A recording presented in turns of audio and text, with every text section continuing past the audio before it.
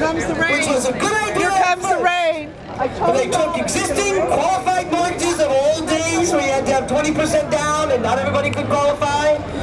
And they said only 6% of these ever default. It's a really safe thing. And if we carve them up into little pieces and put them into securities, then we spread out the risk of that 6%. And in fact, these are riskless securities. So people were buying them up like crazy. Well, when they ran out of good mortgages, Wall Street went to the real estate and the banking and mortgage community and said, just bring me paper. Anything with a signature on it, and we'll carve it up and put it in a basket, and nobody will know the difference.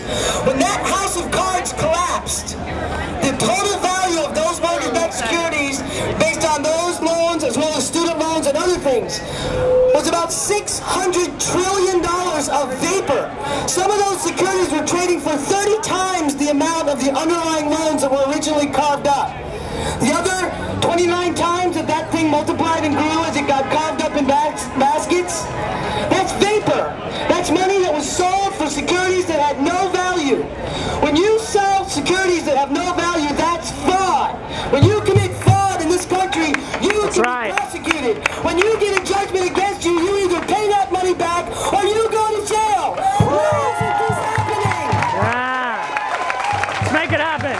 People want to know why we're out here? When you extract that amount of capital from the global economy, countries like Greece, Iceland, Spain, the Philippines, Italy, Czechoslovakia, countries all over the world collapsed that had those investments.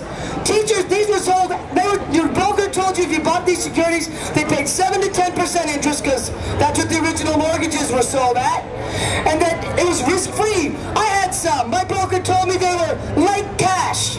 If I ever wanted to cash them in, all I had to wait was 7 days for the next auction, and I could get all my money out.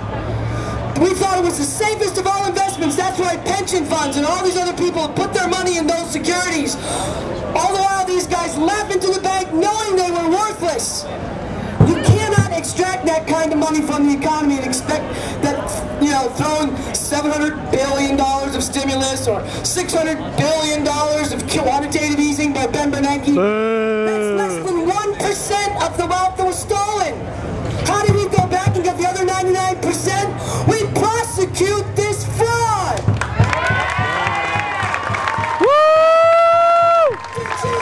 If they just didn't use the pedestrian walkway and walked in the vehicle lanes, and they were corralled using orange netting and arrested and maced, they were told by the police to walk there. The police led them into a trap and maced old women and children and pregnant mothers. That's called fraud. That's called entrapment. There are laws against that. Oh yeah, I like the shirt too. Thank you.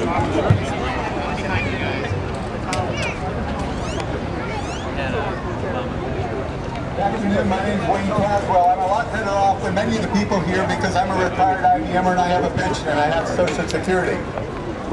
But what I want to talk about is incentives. And why is it that we've gotten away from long-term strategic thinking and corporations making short-term tactical thinking to benefit their shareholders?